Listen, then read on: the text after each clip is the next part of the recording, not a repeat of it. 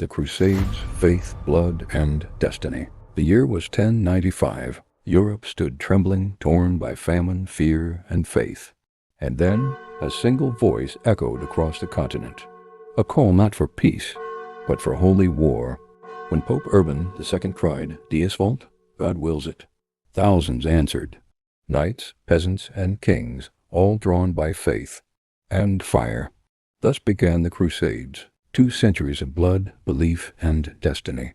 Before the Crusades, the Holy Land was a crossroads, where Christians, Muslims, and Jews lived, traded, and prayed. Jerusalem, the city of light and faith. But in the West, Europe was restless. The Church promised salvation through battle, and for many, the sword became the path to heaven. The First Crusade was not an army, it was a tide. Tens of thousands, farmers, children, warriors, all marching east, believing God walked beside them. They faced hunger, betrayal, and disease. Yet through blood and dust, they reached Jerusalem. In July 1099, after months of horror, they broke the walls.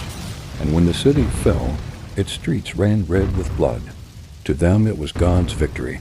To others, it was hell on earth. In the east, the news of Jerusalem's fall spread like fire.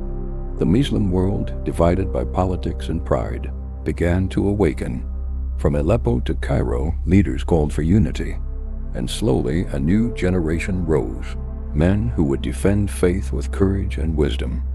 Among them was one man who would change everything, Salah ad-Din al-Ayyubi, known in the West as Saladin.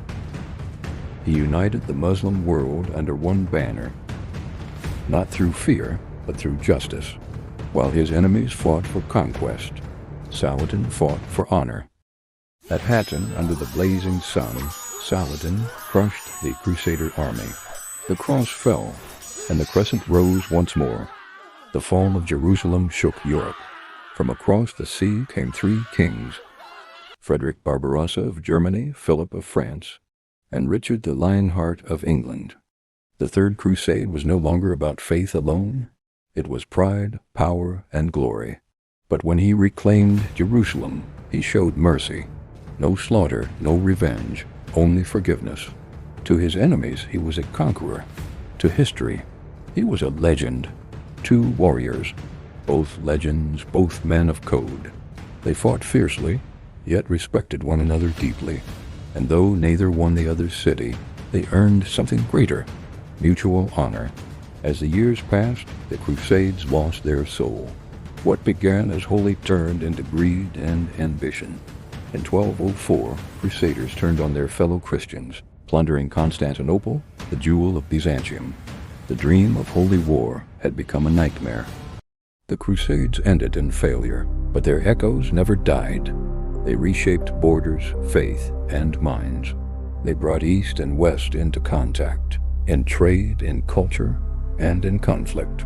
And even today, the shadows of those wars still linger, in politics, in memory, and in myth. For some, the Crusades were wars of faith.